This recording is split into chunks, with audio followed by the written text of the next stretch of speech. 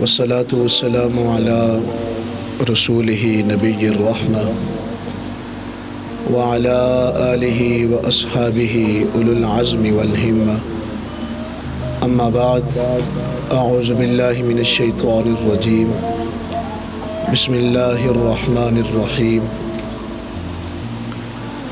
ولو أنهم إذ ظلموا أنفسهم جاءوك فاستغفروا الله واستغفر لهم الرسول لوجدوا الله توابا رحيما صدق الله العظيم وبلغنا رسوله النبي الكريم الأمين إن الله وملائكته يصلون على النبي يا أيها الذين آمنوا صلوا عليه وسلموا تسليما ایکو بند کر دیں اس کے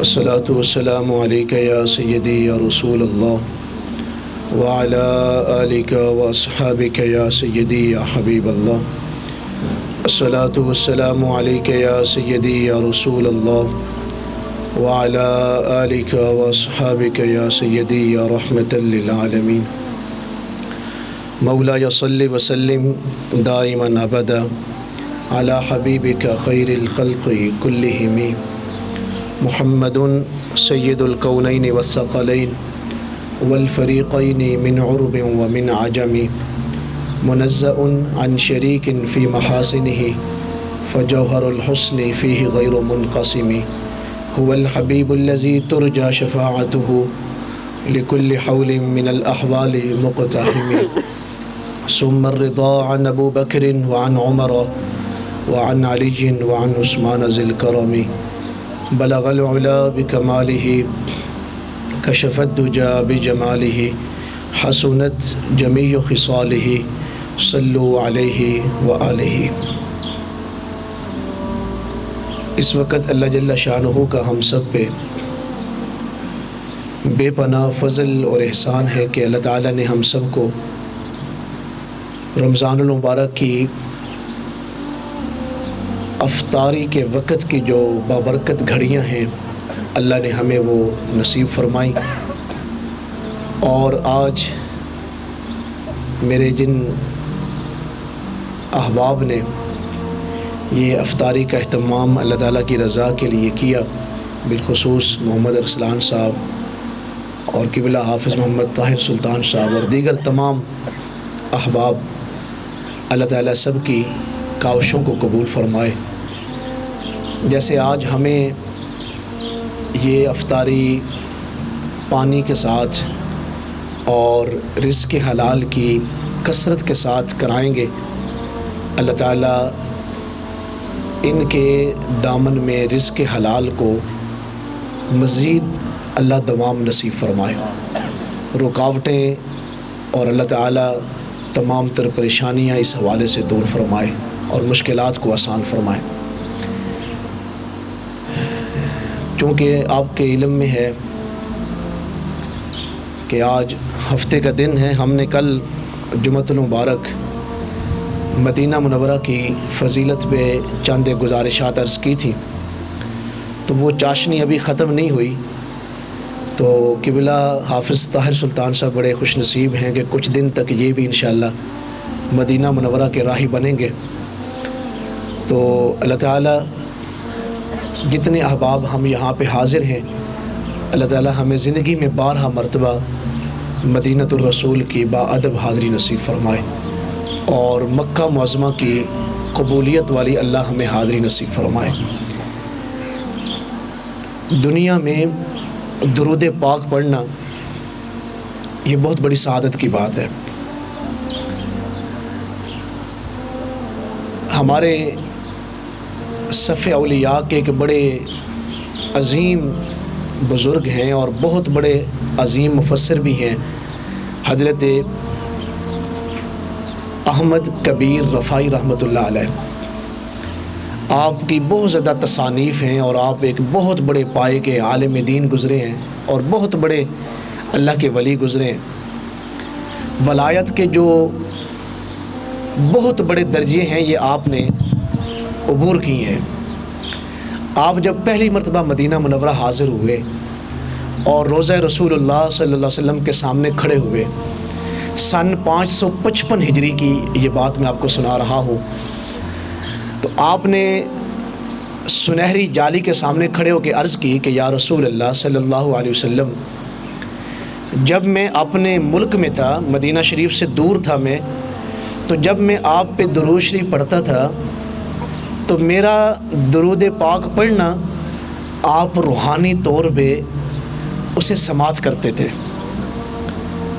چونکہ میں مدینہ منورہ میں نہیں ہوتا تھا تو میری روح یہاں درود شریف پیش کرنے کے لیے حاضر ہوتی، یعنی کبھی ایسا نہیں ہوا کہ میرا دل مدینہ منورہ سے دور ہوا ہو۔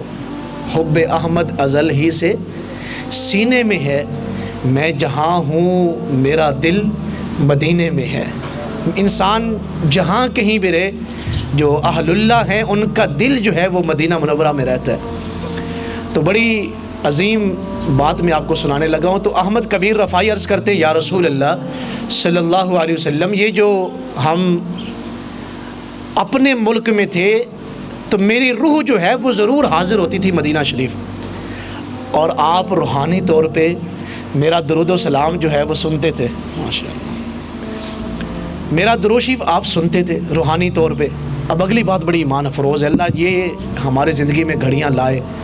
تو شیخ احمد کبیر رفاعی نے کیا کہا یا رسول اللہ صلی اللہ علیہ وسلم، تب میری روح آتی تھی، اب میں جسم کے ساتھ حاضر ہوں۔ تب میرا درود شریف آپ کی روح سماعت کرتی تھی، اب میں جسم کے ساتھ یہاں حاضر ہوں۔ تو یا رسول اللہ، میں چاہتا ہوں کہ آپ میرا آج درود و سلام اپنی جسمانی شیان شان میرا درود و سلام قبول کیا جائے۔ سبحان اللہ۔ تو سن 555 ہجری میں اس وقت مدینۃ الرسول میں جتنے لوگ بھی تھے انہوں نے دیکھا کہ حضور نے اپنا مبارک ہاتھ قبر انور شریف سے نکالا اور شیخ احمد کبیر رفاعی سے مصافحہ فرمایا۔ کتنی بڑی سعادت کی بات ہے، اور بڑی ایمان افروز بات میں آپ کو سناؤں۔ مولانا عبد الرحمن جامی، ہم اکثر ایک بات کہا کرتے ہیں کہ نعت شریف پڑھا کریں۔ یہ ضروری نہیں، جن لوگوں نے نعتیں صرف دنیا کے لیے پڑھے نہیں، واہ واہ کے لیے یا پیسوں کے لیے بھی نعتیں پڑھی، تو اللہ نے ان کو بھی اجر عطا فرمایا۔ ہم نے اپنی زندگی میں دیکھا ہے گلوکار جب بھی مرے ہیں وہ عبرت کا نشان بن کے مرے ہیں، ان کے جگر ختم ہو گئے، اور وہ جن کو ہمارے معاشرے میں، وہ ہمارے ادارے یا ہماری حکومتیں یا ہمارے ملک میں وہ قوتیں جو اپنا ایجنڈا ہمارے ملک پہ مسلط کرنا چاہتی ہیں، انہوں نے ہمارے ملک میں اداکاروں کو اور گلوکاروں کو بڑا وہ دیا، فروغ دیا۔ جب وہ یہاں فوت ہوئے تو ان کو جناب بڑے استقبال بھی دیے گئے، پتہ نہیں کیا ہو گیا ہے، جیسے انہوں نے کوئی کشمیر فتح کر لیا ہو۔ تو جب بھی ہم نے ان کو دیکھا ہے کہ جب وہ مرے ہیں تو نشان عبرت بن کے مرے ہیں۔ لیکن ہم نے جتنے بھی نعت خواں دیکھے، اگرچہ وہ بظاہر بے عمل بھی تھے، نمازیں نہیں تھیں یا ان کی چہرے پہ داڑھی شریف نہیں تھی یا نعت شریف کے آداب ان کو حاصل نہیں تھے، لیکن جب بھی مرے ہیں عزت کی موت مرے ہیں۔ ایسا کبھی نہیں ہوا کہ وہ کسی کے نشان عبرت بنے ہوں۔ ہمارے ہندوستان کے برے صغیر کے بہت بڑے کامل اللہ کے ولی ہیں حضرت خواجہ نظام الدین اولیاء رحمۃ اللہ علیہ، ان کے بڑے عظیم مرید خاص ہیں حضرت امیر خسرو، اور یہ نظام الدین اولیاء وہ ہیں جن کو حضور کی کچہری میں بیٹھنے کا شرف حاصل ہوتا تھا، یہ کوئی معمولی ہستیاں نہیں تھی۔ تو حضرت امیر خسرو وہ ہیں جن کو بھی حضور کی کچہری میں اکثر بیٹھنے کا شرف حاصل ہوتا۔ یہ چیزیں شاید ہم سمجھ نہیں سکتے کہ ہم ان مرحلوں سے گزرے نہیں۔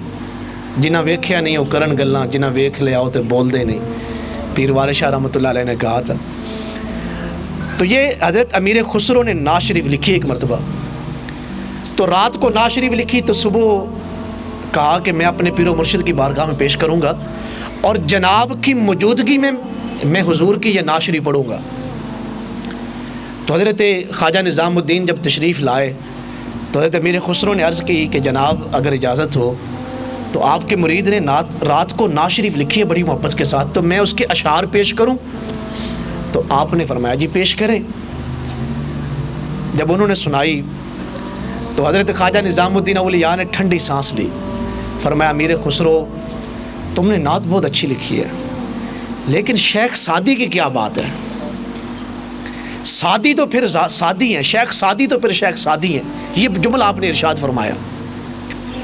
امیر خسرو نے فرمایا کہ میں نے اتنے اچھے الفاظ کا چناؤ کیا تو حضرت نے میری کوئی خاص حوصلہ افزائی نہیں فرمائی کہ جناب کیا بات ہے جی شیخ سعدی کا ذکر کر رہے ہیں۔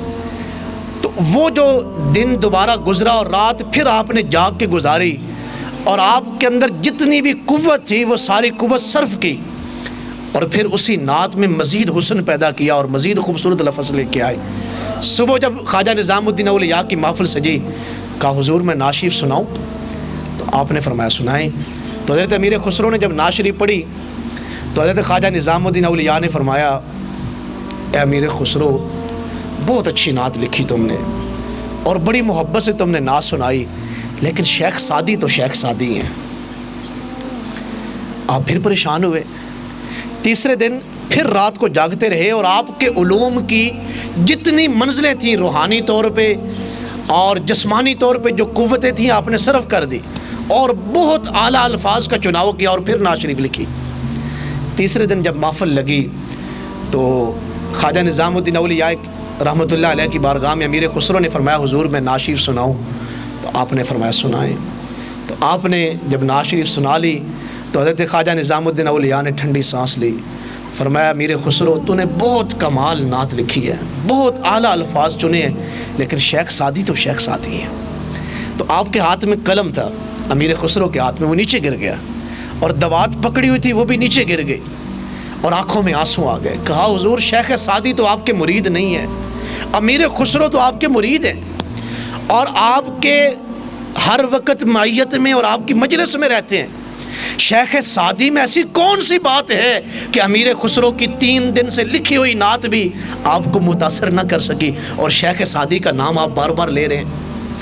تو یہ ایمان افروز بات جو آپ تک پہنچانا چاہتا تھا۔ تو حضرت خواجہ نظام الدین اولیاء نے فرمایا امیر خسرو آپ نے تو صرف نعت شریف لکھی ہے یا نعت پڑھی ہے، شیخ سعدی وہ ہیں، حضور کی پوری امت میں صرف ایک ہی شیخ سعدی ہے، اگر وہ 3 شعر لکھ کے بلغ العلا بکمالہ کشف الدجا بجمالہ حسنت جمیع خصالہ لکھ کے اگلا شعر بھول جائیں تو پھر اسی رات حضور کا دیدار نصیب ہوتا ہے اور چوتھا شعر حضور خود لکھواتے ہیں کہ اے سعدی تم خود آگے کیوں نہیں لکھ رہے؟ یا رسول اللہ کیا لکھوں؟ فرمایا پھر آگے لکھیں صلو علیہ وآلہ۔ ویسے افطاری کا ٹائم ہے اور قبولیت کی گھڑیاں ہیں اور یہ جو نعت شریف میں پڑھ رہا ہوں یہ جو آخری شعر ہے یہ شیخ سعدی کا لکھا ہوا شعر نہیں، یہ تو حضور کا بتایا ہوا شعر ہے، یہ حضور نے شعر پڑھا ہے۔ تو ایک مرتبہ پڑھ نہ لیں ہم صلو علیہ، حاضری لگ جائے گی ذرا آواز سب کی، اور کوئی بھی جو ہے وہ ایسا نہ ہو جو نہ پڑھے صلو علیہ صلو علیہ صلو علیہ۔ تو مولانا عبد الرحمن جامی نے نعت لکھی، جس رات آپ نے نعت لکھی تو اسی رات حضور کا دیدار نصیب ہوا مولانا عبد الرحمن جامی کو۔ یہ عبد الرحمن جامی وہ ہیں جو افغانستان سے 12 مرتبہ 12 سال حج کرنے کے لیے گئے تو ننگے پاؤں پیدل غزنی سے افغانستان سے مکہ معظمہ اور پھر مکہ معظمہ سے مدینہ منورہ حاضر ہوئے۔ یہ تو آج ہم بہت زیادہ وہ ہو گئے ہیں جناب، ماڈرن ہو گئے ہیں اور ہم جدید ہو گئے ہیں اور ہمیں وہ علم ہمارا جو ہے وہ خراب ہو رہا ہے اور ہم آداب کے تقاضوں کو بھول گئے، وگرنہ اللہ کی قسم ہے میں باوضو بیٹھا ہوں اور افطاری کا وقت ہے، قیامت تک پورے ایشیا میں جس کو بھی حضور کی محبت حاصل ہوگی وہ مولانا عبد الرحمن جامی کے مزار سے ہو کے حاصل ہوگی۔ یہ عبد الرحمن جامی وہ ہستی ہیں، 12 مرتبہ حج پہ تشریف لے گئے، تو جب مدینہ منورہ حاضری دیتے نا تو تب تک مدینہ منورہ سے واپسی نہیں ہوتی تھی جب تک حضور کا دیدار نہ ہوتا، اور حضور اجازت نہ دیتے کہ جامی آپ چلے جائیں، اگلے سال سلامت روی بخیر آمدی۔ یہ حضور فرماتے مولانا عبد الرحمن جامی کو۔ آپ کا کیا خیال ہے انسان گنبد خضرا پہ حاضر ہو اور پھر حضور کا دیدار ہو جائے، اور حضور فرمائیں اے جامی غلام سے حضور کے سلامت روی بخیر آمدی، آپ سارے سمجھدار لوگ بیٹھے ہیں، یہ جو لفظ میں بول رہا ہوں نا، یہ فارسی زبان کے لفظ ہیں۔ مولانا عبد الرحمن جامی کوئی میری طرح یا آپ کی طرح کم علم آدمی نہیں تھے، بہت بڑے عالم تھے اور بہت بڑے فاضل تھے، اور بہت زیادہ آپ کی تصانیف دنیا میں پڑھائی جا رہی ہیں اور پڑھی جا رہی ہیں۔ آپ عربی زبان کو سمجھتے ہیں، جانتے ہیں۔ اگر حضور چاہتے تو مولانا عبد الرحمن جامی سے عربی میں کہہ دیتے کہ جامی آپ چلے جائیں، اگلے سال پھر خیریت سے آئیں، لیکن حضور نے عربی میں نہیں فرمایا، بلکہ مولانا عبد الرحمن جامی کی زبان میں فرمایا، جو ان کی فارسی زبان تھی۔ فرمایا جامی سلامت روی بخیر آمدی، آپ خیریت سے افغانستان چلے جائیں، اگلے سال پھر خیریت سے واپس آئیں۔ پتہ ایسا کیوں ہے؟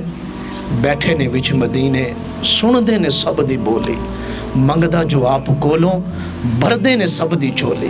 یہ حضور کی بارگاہ ہے جہاں ہر آنسوں کی قدر ہے، جہاں ہر بولی کو سمجھا جا رہا ہے، جہاں ہر مانگنے والے کی جھولی بھری جا رہی ہے۔ 12 مرتبہ حاضر ہوئے اور 12 مرتبہ ہی حضور کا دیدار نصیب ہوا۔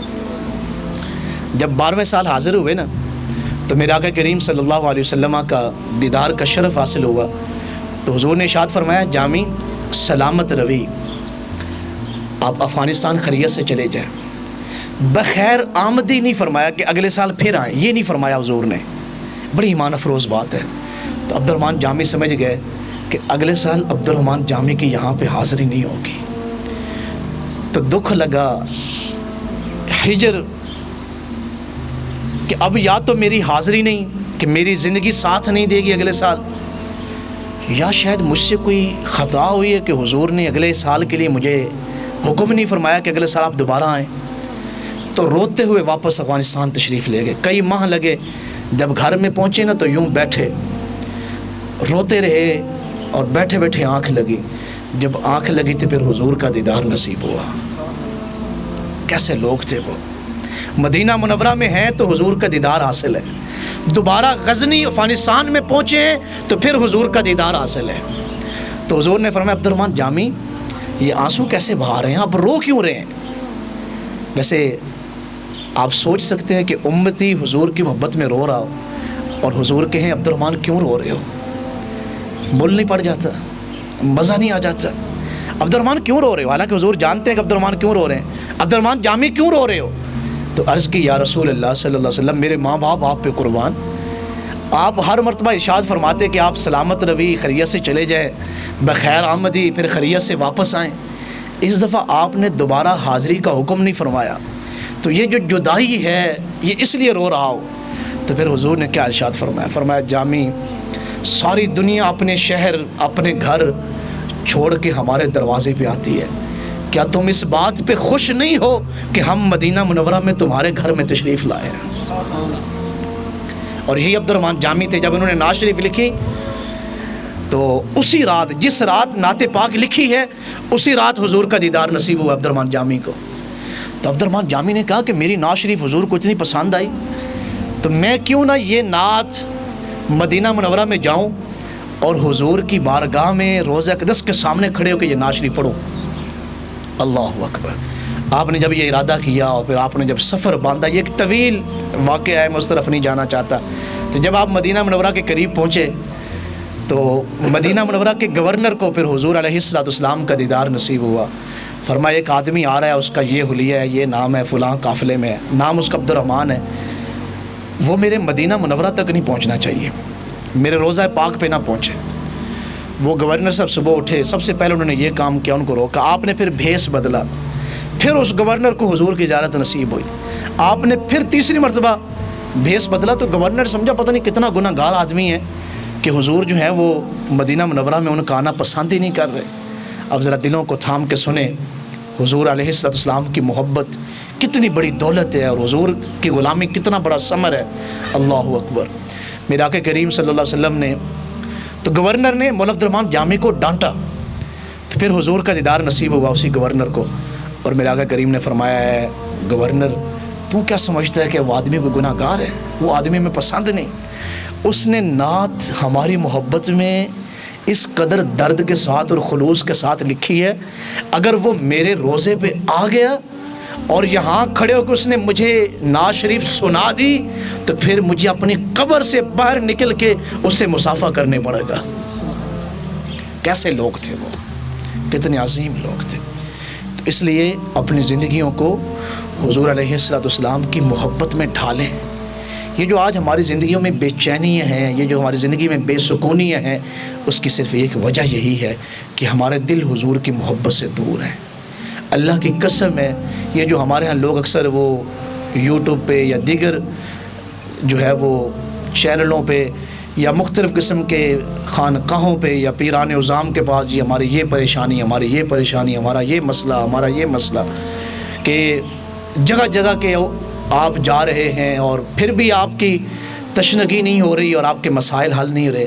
اس کی سب سے بڑی ایک ہی وجہ ہے، آپ چاہتے ہیں کہ آپ کامیاب زندگی گزاریں تو پھر اپنے دل کو ایک لمحے کے لیے بھی حضور کی محبت سے خالی نہ ہونے دیں، اور پھر آپ جس جہان میں بھی ہوں گے آپ کامیابی کے ساتھ چل رہے ہوں گے۔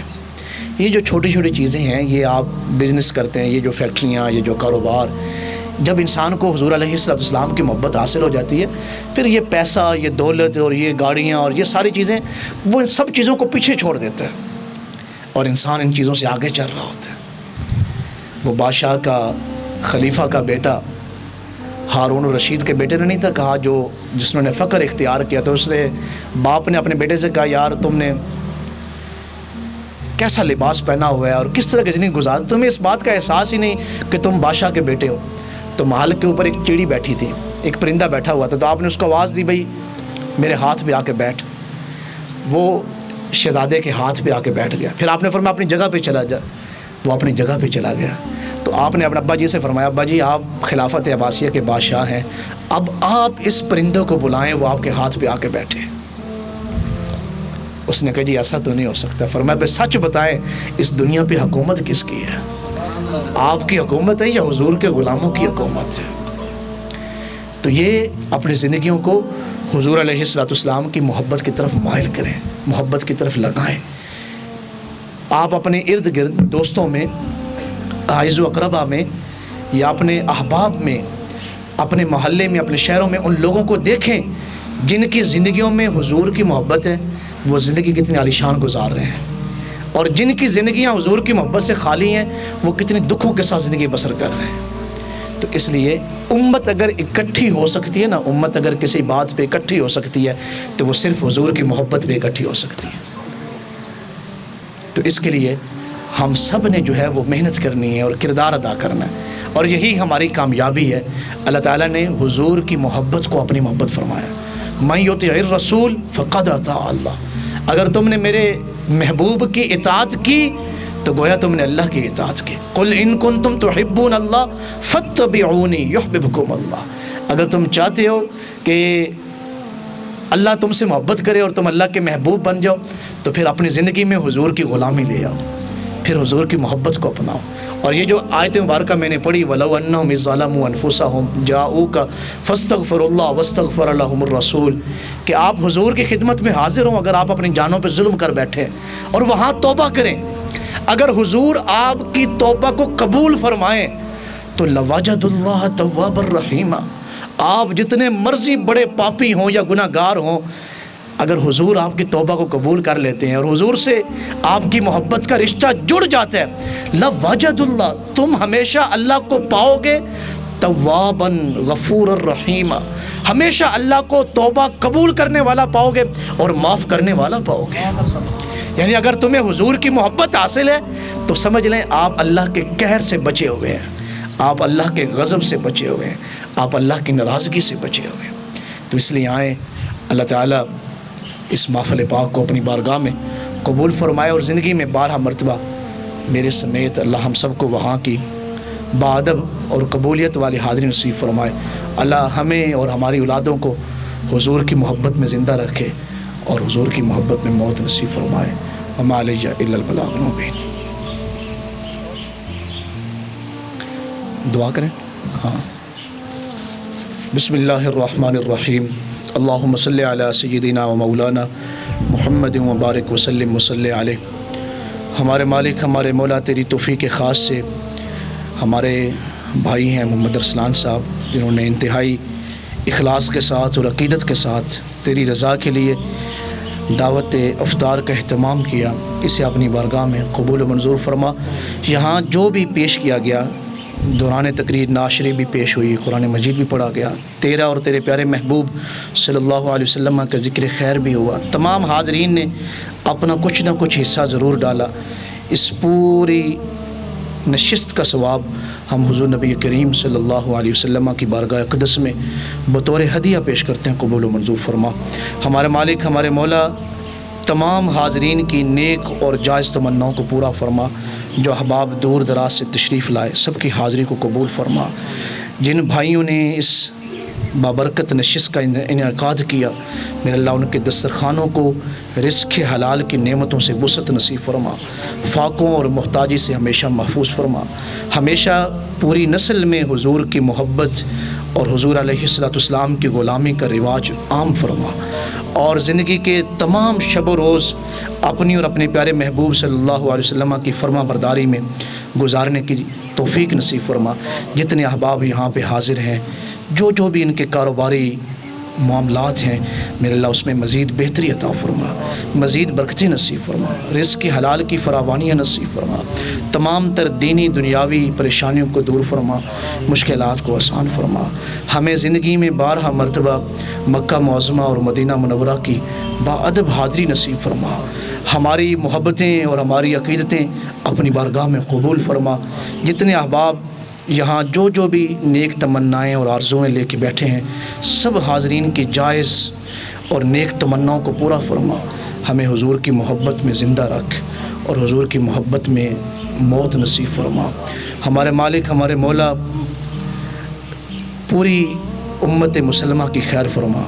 جو پریشان مسلمان ہیں ان کی پریشانیوں کو دور فرما، بیماروں کو صحت کلی نصیب فرما، پورے عالم اسلام کی خیر فرما، مرحومین کے درجات کو بلند فرما، اور مقروضوں کو قرضوں سے خلاصی نصیب فرما، بے اولادوں کو اولاد نرینہ عطا فرما، اولاد والوں کو اولاد کا سکھ نصیب فرما، پریشان حالوں کی پریشانیوں کو دور فرما۔